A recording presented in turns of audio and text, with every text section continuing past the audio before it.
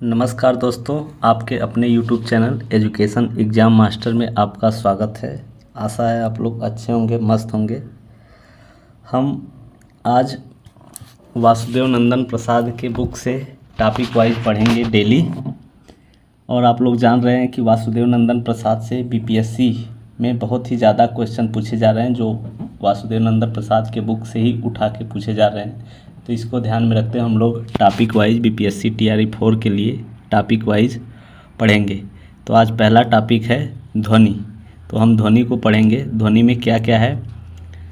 वर्ण का स्वरूप, हिंदी के वर्ण, स्वर और व्यंजन, अनुस्वार और अनुनासिक, पंचमा अक्षर और अनुस्वार, वर्णों का उच्चारण, बलाघात या स्वराघात, संगम, अनुतान, संधि, सामान्य नियम, उच्चारण की विशेष अशुद्धियाँ और उनका निदान। यही हम इसमें पढ़ेंगे ध्वनि टॉपिक में। चलिए शुरू करते हैं। आगे क्या है इसमें, क्या है देखते हैं। ध्वनि शब्दों की आधारशिला है। क्या है? ध्वनि शब्दों की आधारशिला है, जिसके बिना शब्द की कल्पना नहीं की जा सकती। अ, आ, ई आदि जब मनुष्य की वागिंद्रिय द्वारा व्यक्त होते हैं, तब ये ध्वनियाँ कहलाती हैं। इनके लिखित रूप वर्ण कहते हैं। यानी ध्वनि के लिखित रूप को हम क्या कहते हैं? वर्ण कहते हैं। वर्ण को हम और क्या कहते हैं? वर्ण को हम ध्वनि चिन्ह भी कहते हैं। अंग्रेजी के इंच और हिंदी के इंच में ध्वनिगत भेद नहीं है, क्योंकि दोनों भाषाओं में एक ही तरह की ध्वनियाँ हैं, लेकिन लिखने में दोनों की ध्वनियों के चिन्ह एक दूसरे से भिन्न हैं। इस प्रकार हम देखते हैं कि इनमें ध्वनि भेद तो नहीं, पर वर्ण भेद अवश्य है। ध्वनि बोलने और सुनने में आती है। क्या है? ध्वनि बोलने और सुनने में, लेकिन वर्ण लिखने, पढ़ने और देखने में आता है। अतएव लघुत्तम वाग ध्वनि को हम क्या कहते हैं? वर्ण कहते हैं। आगे देखते हैं क्या है वर्ण का स्वरूप।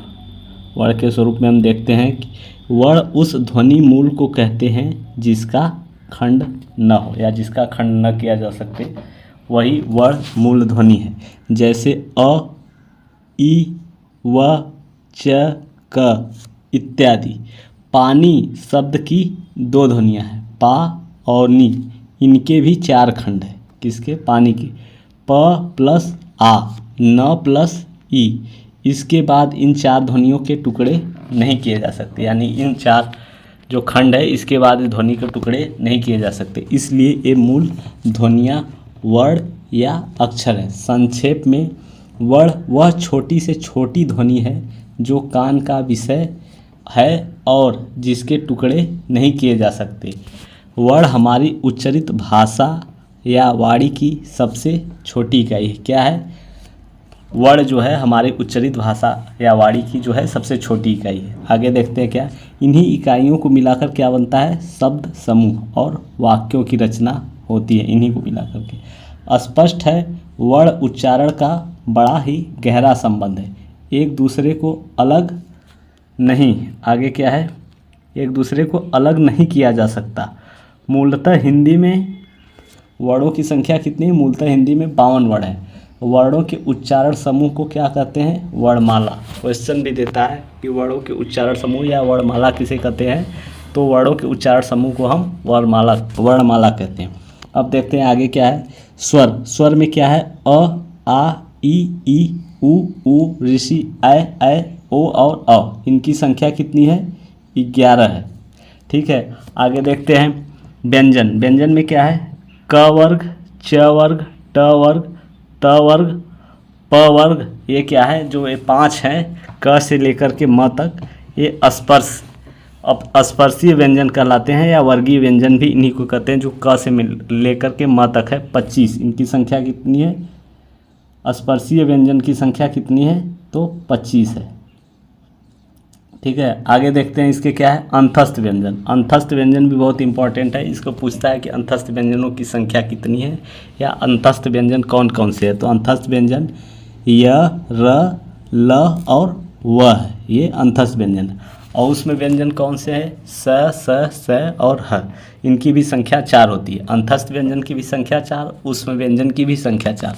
और आगे है संयुक्त व्यंजन, संयुक्त व्यंजन कौन? छ, त्र, ज्ञ और स्र, इनकी भी संख्या 4 है।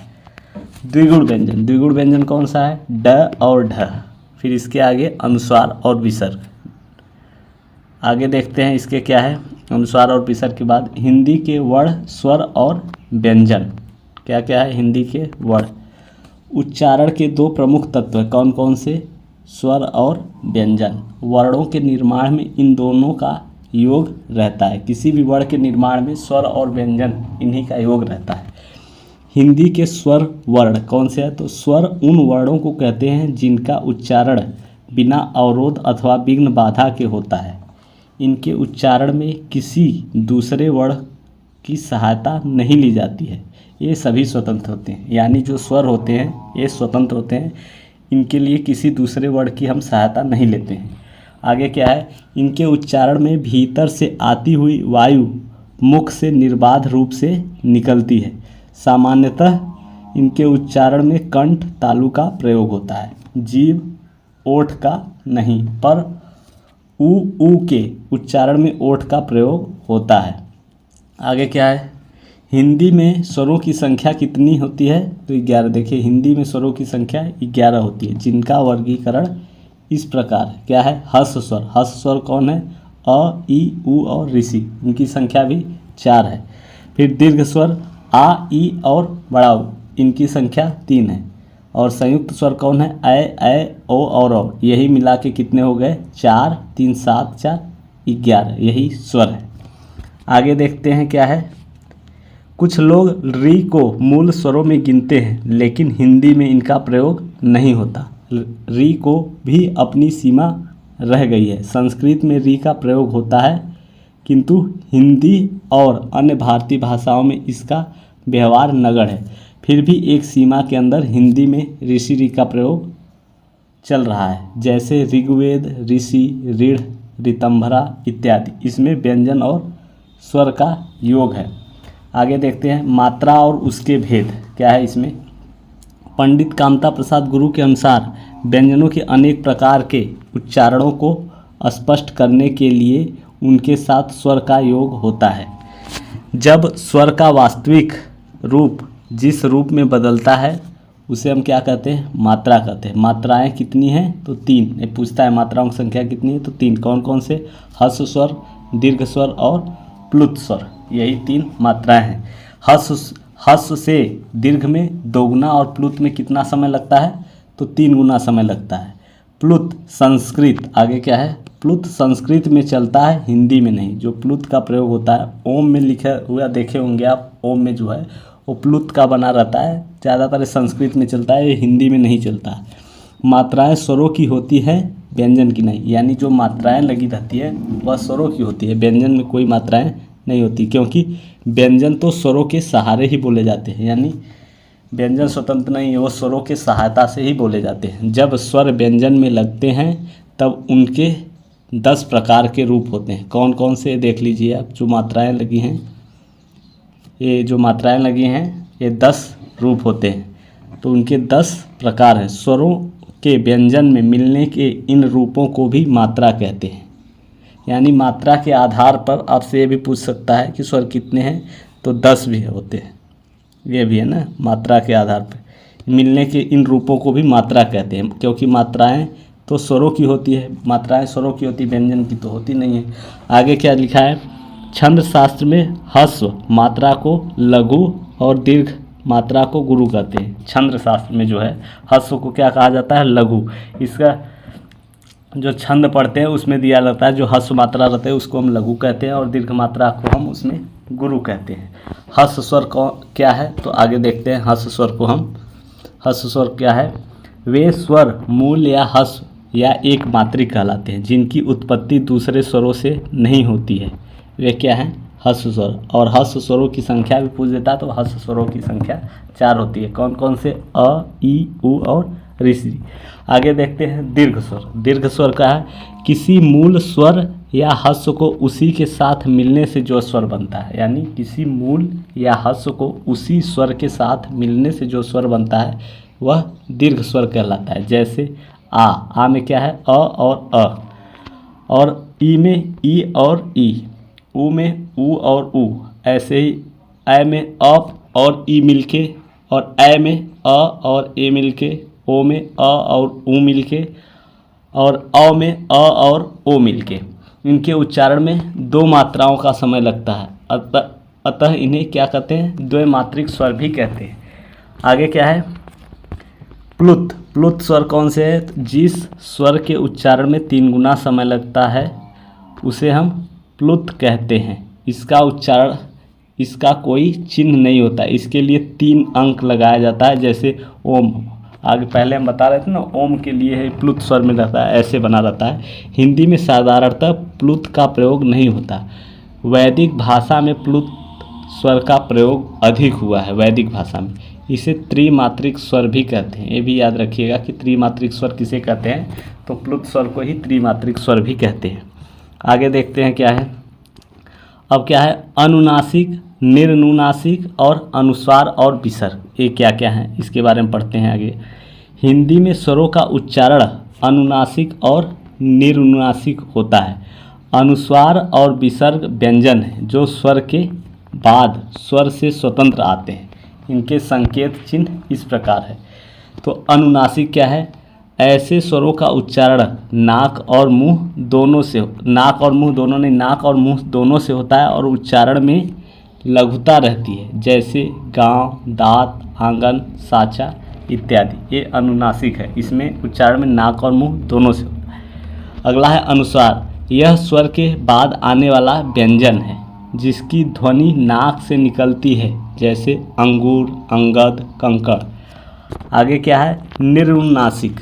निर्नुनासिक क्या है, केवल मुंह से बोले जाने वाला सस्वर। क्या है, केवल मुंह से बोले जाने वाला सस्वर वर्णों को हम निर्नुनासिक कहते हैं, जैसे इधर, उधर, आप, अपना, घर। ठीक है। आगे इसमें क्या है देखते हैं, विसर्ग। विसर्ग क्या है, तो अनुस्वार की तरह विसर्ग भी स्वर के बाद आता है। किसके बाद, स्वर के बाद आता है। यह व्यंजन है और इसका उच्चारण ह की तरह होता है। संस्कृत में इसका काफ़ी व्यवहार है। विसर्ग जो है वो संस्कृत में बहुत ज़्यादा प्रयोग होता है इसका। हिंदी में अब इसका अभाव होता जा रहा है, किंतु तत्सम शब्दों के प्रयोग में आज भी इसका उपयोग होता है। तत्सम शब्दों में जैसे मनः कामना, इसमें बीच में विसर्ग लगा है। पह पान, और क्या है, अतः, स्वतः, दुख जो है इत्यादि। आगे क्या है इसमें टिप्पणी क्या है, अनुस्वार और विसर्ग न तो स्वर हैं न व्यंजन, किंतु ये स्वरों के सहारे चलते हैं। स्वर और व्यंजन दोनों में इनका उपयोग होता है। किसका, अनुस्वार और विसर्ग क्या है, न तो स्वर ही है और न ही व्यंजन है, ये स्वरों के सहारे से चलते हैं। स्वर और व्यंजन दोनों में इनका उपयोग होता है, जैसे अंगद, रंग। इस संबंध में आचार्य कौन, इस संबंध में आचार्य किशोरी दास वाजपेयी का कथन है। क्या है कथन इनका, ये स्वर नहीं है और व्यंजन की तरह ये स्वरों के पूर्व नहीं पश्चात आते हैं, इसलिए व्यंजन नहीं है। इसीलिए इन दोनों ध्वनियों को अयोगवाह कहते हैं। जो लास्ट में है अंग और अ, इसे हम अयोगवाह कहते हैं। अयोगवाह का अर्थ है योग न होने पर भी जो साथ रहे, उसे ही हम अयोगवाह कहते हैं, जो योग न होने पर भी साथ रहे। आगे देखते हैं क्या है, हिंदी के व्यंजन वर्ण क्या है। इसमें व्यंजन वर्ण वे हैं जिनका उच्चारण स्वरों की सहायता से होते हैं। यानी व्यंजन किसे कहते हैं, जिनका उच्चारण हम स्वरों की सहायता से करते हैं। प्रत्येक व्यंजन के उच्चारण में अ की ध्वनि छिपी रहती है। अ के बिना व्यंजन का उच्चारण संभव नहीं। जैसे क प्लस अ, इसमें क हो गया, जिसमें अ जो है स्वर अलग है। तो अगर हम व्यंजन का हम अलग से जो है उच्चारण संभव नहीं है, उसमें स्वर साथ में रहेगा ही। ख और अ, ख हो गया, इसमें हम व्यंजन स्वर को अलग करके नहीं बोल सकते। तो व्यंजन वह ध्वनि है जिसके उच्चारण में क्या है, आगे क्या है, व्यंजन वह ध्वनि है जिसके उच्चारण में भीतर से आती हुई वायु मुख में कहीं न कहीं किसी न किसी रूप में बाधित होती है। स्वर वर्ण स्वतंत्र, व्यंजन वर्ण स्वर पर आश्रित है। हिंदी में व्यंजन वर्ण की संख्या कितनी है, 33 है। तो क्वेश्चन पूछ देता है हिंदी में व्यंजनों की संख्या कितनी है, तो 33 है। इनकी निम्नलिखित श्रेणियाँ हैं, कौन सी? स्पर्श, अंतस्थ और ऊष्म व्यंजन। स्पर्श व्यंजनों की संख्या 25 होती है और अंतस्थ व्यंजन कितने होते हैं? 4, यर अलावा। और ऊष्म व्यंजन कौन से हैं? स और ह। तो इस तरह से 25 + 4 + 4 मतलब 25, 4 29, 4 33। इस तरह से व्यंजनों की संख्या कितनी हो गई? 33 हो गई। आगे क्या देखते हैं? स्पर्श व्यंजन। स्पर्श व्यंजन क्या है? एक कंठ, तालु, मूर्धा, दंत और ओष्ठ स्थानों के स्पर्श से बोले जाते हैं। इन्हें ही हम स्पर्श व्यंजन कहते हैं। इन्हें हम वर्गीय व्यंजन भी कहते हैं। स्पर्श व्यंजन को ही वर्गीय व्यंजन भी कहा जाता है, क्योंकि ये उच्चारण स्थान को अलग अलग एकता लिए हुए वर्गों में विभक्त है। इस जाति के 5 व्यंजनों के 5 वर्ग बने हैं, इसलिए इसे हम वर्गीय व्यंजन भी कहते हैं। देख सकते हैं यहाँ पे क वर्ग में क्या है? कंठ से। और च वर्ग किससे बोला जाता है? तालु से। और ट वर्ग मूर्धन्य से या मूर्धा से। और त वर्ग दंत से। और प वर्ग ओष्ठ से। इसे ही हम स्पर्श व्यंजन कहते हैं। इसकी संख्या कितनी होती है? तो 25। स्पर्श व्यंजनों की संख्या 25। आगे देखते हैं क्या है? अंतस्थ व्यंजन। अंतस्थ व्यंजनों की संख्या कितनी है? तो 4 है। कौन कौन से? य, र, लव। इनका उच्चारण जीभ, तालु, दांत और ओठों के परस्पर सटाने से होता है, किंतु कहीं भी पूर्ण स्पर्श नहीं होता है। अतः ये चारों अंतस्थ व्यंजन अर्धस्वर कहलाते हैं। अंतस्थ व्यंजन क्या है? अर्धस्वर कहलाते हैं। ऊष्म व्यंजनों का उच्चारण एक प्रकार की रगड़ या घर्षण से उत्पन्न ऊष्म वायु से होता है। ऊष्म व्यंजनों की संख्या कितनी है? 4। क्या क्या है? स और ह। आगे देखते हैं अल्पप्राण और महाप्राण क्या है। तो देखते हैं उच्चारण में वायु प्रक्षेप की दृष्टि से व्यंजनों के 2 भेद हैं। कौन कौन से? अल्पप्राण और महाप्राण। जिनके उच्चारण में श्वास पूर्व से अल्प मात्रा में निकले और जिसमें हकार जैसी ध्वनि नहीं होती है, उन्हें हम अल्पप्राण कहते हैं। प्रत्येक वर्ग का जो है तीसरा, पांचवा अल्पप्राण है। प्रत्येक वर्ग का पहला, तीसरा और पांचवा अल्पप्राण है। जैसे क, ड पहले वर्ग में, दूसरे में च, ज और य, तीसरे में ट, ड और अड़, चौथे में त, द, न और पांचवें में प, ब, म। ये क्या है? अल्पप्राण है। अंतस्थ व्यंजन कौन कौन से? 4, य, र, लव। ये भी अल्पप्राण है, यानी अंतस्थ व्यंजन भी अल्पप्राण है। महाप्राण व्यंजनों के उच्चारण में हकार जैसी ध्वनि विशेष रूप से रहती है और श्वास अधिक मात्रा में निकलती है, यानी कि महाप्राण में ज़्यादा सांस निकलती है और अल्पप्राण में कम सांस निकलती है।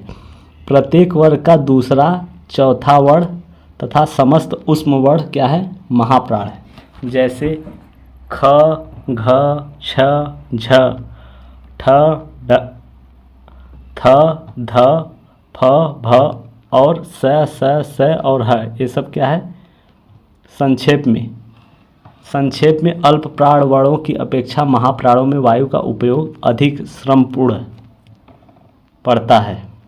आगे क्या है? आगे देखते हैं घोष और अघोष व्यंजन। घोष को हम सघोष भी बोलते हैं। सघोष या अघोष एक ही बात है, मतलब घोष या सघोष, और एक है अघोष। तो घोष और अघोष व्यंजन नाद की दृष्टि से व्यंजन वर्णों के उच्चारण में स्वर तंत्रियों के झंकृत होती हैं। वे घोष जिनमें ऐसी झंकृति नहीं रहती हैं वे क्या कहलाते हैं? अघोष कहलाते हैं। जिनमें झंकृत होते हैं वे घोष होते हैं। घोष में केवल नाद का उपयोग होता है, जबकि अघोष में केवल श्वास का। उदाहरण के लिए देख सकते हैं अघोष वर्ण कौन है? क, ख, च, छ, ट, ठ, त, थ। माने अघोष कौन सा है? वर्ण का पहला और दूसरा जो है वो अघोष वर्ण है। फिर स, ये क्या है? अघोष है। और सघोष कौन सा है? सघोष या घोष वर्ण कौन से है? तो प्रत्येक वर्ग का तीसरा, चौथा और पांचवा वर्ण और सारे स्वर जो हैं और य, र, ल, और ह जो है घोष हैं। कौन कौन से? प्रत्येक वर्ग का तीसरा, चौथा और पांचवा वर्ण और सारे स्वर, जितने स्वर हैं 11 स्वर हैं और य, र, ल हैं और ह है, ये घोष या सघोष है। आगे देखते हैं क्या है? हल में क्या है, व्यंजनों के नीचे जब एक तिरछी रेखा लगाई जाए तब उसे क्या कहते हैं, हल या हलंत कहते हैं। हल लगाने का अर्थ है कि व्यंजन में स्वर वर्ण का बिल्कुल अभाव है, यानी कि व्यंजन और से मतलब स्वर और व्यंजन जो है उससे स्वर अलग हो गया है या व्यंजन आधा है। जैसे क व्यंजन वर्ण है, इसमें अ स्वर वर्ण की ध्वनि छिपी हुई है। यदि हम इस ध्वनि को बिल्कुल अलग कर देना चाहे तो क में हलंत या हल चिन्ह लगाना आवश्यक होगा। ऐसी स्थिति में इसके रूप इस प्रकार होंगे, क ख ग और च, इसमें हलंत लगा हुआ है। आगे देखते हैं क्या है, हिंदी के नए वर्ण। हिंदी के नए वर्ण कौन से हैं, तो हिंदी वर्णमाला में 5 नए व्यंजन हैं। कौन से 5 नए व्यंजन हैं, छ, त्र, ज्ञ, ड़ और ढ जोड़े गए हैं, किंतु इसमें प्रथम 3 स्वतंत्र न होकर संयुक्त व्यंजन है। कौन से प्रथम 3 जो है संयुक्त व्यंजन है। कौन कौन से, छ, त्र और ज्ञ जो है ये संयुक्त व्यंजन है जिनका खंड किया जा सकता है। कौन से, इसका खंड क्या है, क और स से मिलकर छ बना है। ये बहुत पूछता भी है कि छ से पहले कौन सा वर्ण आता है, तो क आता है शब्दकोश में। त और र मिलके क्या बना है, त्र, और ज्ञ और य मिलके क्या बना है, ज्ञ। आगे देखते हैं, अतः छ, त्र और ज्ञ की गिनती स्वतंत्र वर्णों में नहीं होती है। ड और ढ के नीचे बिंदु लगाकर 2 नए अक्षर ड और ढ बनाए गए हैं।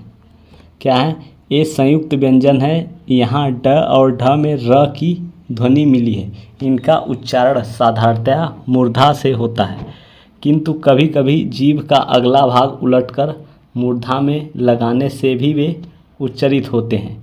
हिंदी में अरबी फारसी की ध्वनियों को भी अपनाने की चेष्टा है। व्यंजनों के नीचे बिंदु लगाकर इन नई विदेशी ध्वनियों को बनाए रखने की चेष्टा की गई, जैसे कलम, खैर, ज़रूरत। किंतु हिंदी के विद्वानों कौन, पंडित किशोरीदास वाजपेयी और पराड़कर जी टंडन जी, काशी नागरी प्रचारणी सभा और हिंदी साहित्य सम्मेलन को यह स्वीकार नहीं है। इनका कहना है कि फारसी अरबी से आए शब्दों के नीचे बिंदी लगाए बिना इन शब्दों को अपनी भाषा की प्रकृति के अनुरूप लिखा जाना चाहिए। बांग्ला और मराठी में भी ऐसा ही होता है। आगे देखते हैं, आगे क्या है, अनुस्वार और अनुनासिक। अनुस्वार और अनुनासिक हिंदी में अलग अलग ध्वनियाँ हैं। इनके प्रयोग में सावधानी रखनी चाहिए। किसके, अनुस्वार और अनुनासिक में। क्या है, अनुनासिक